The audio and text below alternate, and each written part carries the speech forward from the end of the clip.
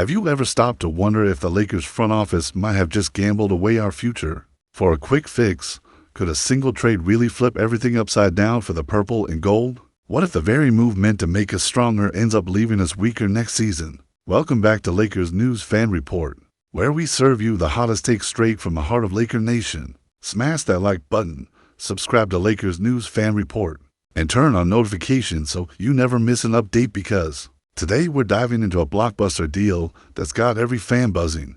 Word is out, and it's turning heads. Pelinka and Harrison have reportedly agreed to send Luka Doncic packing and bring back Daniel Gafford to Los Angeles. Yes, you heard that right, Luka out, Gafford in. It sounds crazy, almost too bold to believe, but I'm here to break down what happened, why it went down this way, and what it could mean for our team's future. According to the Sportskeeda insiders, the Lakers felt the need to shore up their front court defense and rim protection, areas that have cost us crucial games in the playoffs. Daniel Gafford, the rising center from Washington, has built a reputation as a shot blocker and rebound machine, averaging over a point to blocks and 8 rebounds per game last season. Meanwhile, Doncic's magic on offense is undeniable. His step back threes, his insane court vision, and his ability to carry a team on his back. But LA brass decided that strength in the paint was more urgent than another scoring star. Could this mean they're betting the entire season on defense first? Fans have been reacting nonstop on social media. Some are celebrating the return of a true center who can patrol the paint, alter shots at the rim, and keep opponents honest. Finally, they say, we'll stop teams from running circles around us inside. Others are in total shock, questioning why the Lakers would let go of a generational talent like Doncic, who's still only in his mid-20s and has already put up MVP-level numbers. Is it possible that the front office saw signs of locker room friction or felt that Luka wouldn't mesh long-term with Lebron and AD? Some insiders believe there were behind-the-scenes concerns about ball distribution and shot allocation, rumors of tension whenever Luka clashed with coaching strategy. But let's rewind a bit.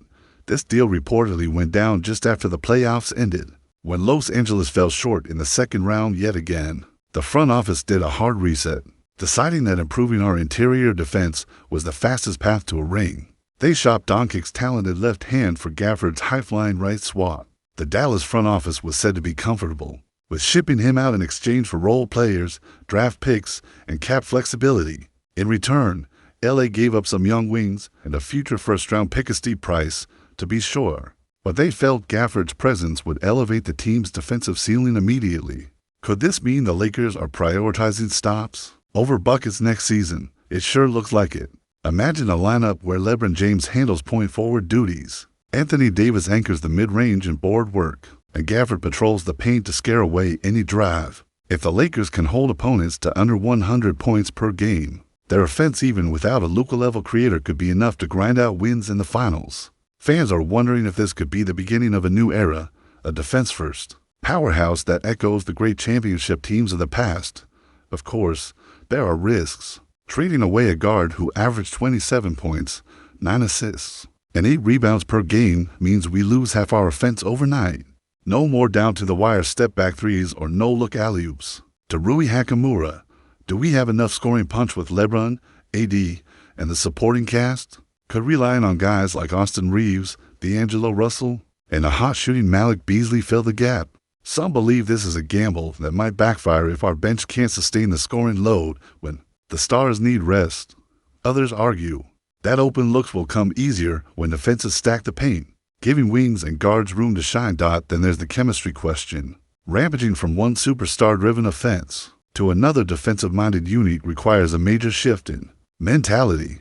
LeBron and AD have thrived running pick-and-roll and half-court sets with versatile wings. Now they'll need to buy into more drop defenses, more help rotations, and more role-player heroics. Is it possible that this system change could slow the team down too much, making them less dynamic on offense? Could the Lakers become predictable, holding teams under 95 points but scoring only 100 themselves? Some insiders believe that Gafford's fit is tailor-made for big games. Picture the Lakers locking opponents into slow rotations, daring them to take contested mid-range jumpers. In crunch time, Gafford's length could be the difference in closing out opponents on the glass, earning extra possessions for a team that's hungry for a title. Fans are speculating that opposing stars will hesitate when driving into the lane, knowing Gafford is waiting to swat shots into the upper deck. And what about Doncic, now in Dallas? His unrestricted creativity might flourish if the Mavericks build an offense fully around him again. They could add sharpshooters and slashers, molding a team that unleashes Luka's best skills while he lights up highlight reels on national TV. Lakers faithful will be left to wonder, did we make the right call? Could we look back at this trade as the moment we sacrificed our offensive identity for an untested defensive model? The intrigue doesn't stop there. There are whispers of further moves to complement Gafford pursuing a veteran wing known for lockdown defense, or dipping into free agency for a sharpshooter who thrives in space created by Gafford's shot. Contests could Rob Pelinka swing another deal for a sniper like Buddy Hield, giving us the perfect blend of paint protection and perimeter scoring? Some insiders believe that's already in play, with Lakers scouts circling Hield's camp, promising him the chance to shine in a defense-first system with ample open looks. But for now, the headlines belong to this bold swap. Luka out, Gafford in. It's a seismic shift, one that redefines the Lakers roster from top to bottom. Will it lead to a championship trophy in June, or will we look back at a stunned fan base, realizing we traded away future greatness for a one-season defensive experiment? Only time will tell. But what do you think about all of this? Personally, as a Lakers supporter, I believe this trade is a high-stakes move that could pay off if our role players step up and embrace a defense-first mindset, but it's also a dangerous bet that could leave us short on firepower when it matters most. I can't wait to read your thoughts in the comments below. If you're as hyped as I am for Lakers News Fan Report, smash that like button, subscribe to Lakers News Fan Report, and turn on notifications so you never miss a moment of the drama in purple and gold. Let's pick up right where we left off, diving deep into what this blockbuster deal really means for LA and where we might be headed next. According to the latest from Sportskeeda, Los Angeles has agreed on a trade with the Wizards that sends Luka Doncic packing and brings Daniel Gafford home to purple and gold. Yes, you heard that right, Luka out, Gafford in. This isn't just a swap of players. It's a seismic shift in identity for the Lakers. Imagine a team built on speed, spacing, and high-volume playmaking suddenly turning into a squad anchored by one of the league's most explosive big men. Could this mean Coach J.J. Redick will run more pick-and-pop sets? Could Gafford's rim protection free up perimeter defenders like D'Angelo Russell and Austin Reaves to gamble for steals and launch more threes? It all started where whispers of overpaying for Nico Harrison's $40 to $2 million center began swirling. We know the Lakers needed interior size after watching Anthony Davis battle in the paint without consistent help and witnessing Joel Embiid and Nikola Jokic punish smaller lineups. It was clear Gafford's blend of energy, shot blocking, and lob threat was a tempting fix, but at what cost? Trading away Doncic, a future Hall of Famer, a young superstar with years ahead of him, feels like mortgaging the franchise's prime years for a quick patch. Fans are wondering if this could be the beginning of a series of short-term moves that leave LA vulnerable once Gafford's contract expires. Some insiders believe the front office is holding onto James's twilight window and Montrezl Harrell-like energy, hoping to squeeze one more finals run before retooling from scratch. Gafford's numbers in Washington tell part of the story. He averaged 11 points on 67% shooting, 6.5 rebounds, and a point for blocks over 25 minutes per game. Those blocks per 36 minutes rank among the top 10 in the league. His ability to finish alley-oops and alter shots at the rim can instantly make the Lakers tougher to attack in the paint. And yet, can Gafford space the floor enough to keep defenses honest? In Washington, he shot just 30% from mid-range and was a non-factor beyond 10 feet. Is it possible that LA will ask him to develop a more consistent jump shot, turning him into a mobile stretch big in Redick's envisioned motion offense? Fans are already speculating. Could Gafford be the one who finally gives Lebron the breathing room he needs to operate on the perimeter? Or will he clog driving lanes and force point guards to find other ways to create? We also need to consider how this impacts the rotation and minutes for other players. D'Angelo Russell's turnover issues might worsen if he's left to handle the ball without a reliable screening partner in Davis. Rui Hachimura could see his minutes shrink as Gafford gobbles frontline snaps. Yet, rookies like Max Christie and Scottie Pippen Jr. might benefit from the added spacing, finding open looks off kickouts. Could this be the moment Christie's 38% three-point stroke comes in clutch late in games? Some insiders believe the Lakers might stagger Davis and Gafford running small ball with Davis as the lone post presence when they need speed, then sliding Gafford in alongside Davis for a defensive wall when protecting a lead. The chess match for lineup combinations is just beginning.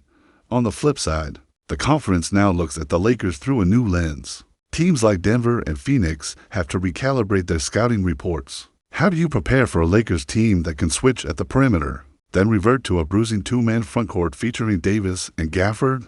Could this be the rebirth of LA as a physical force that controls the paint while still unleashing Lebron's playmaking brilliance? Fans of rival teams are already mocking it as a blunt force approach. But what if this blunt instrument is what finally pushes the Lakers past the Warriors' slick ball movement and the Nuggets' pick-and-roll mastery?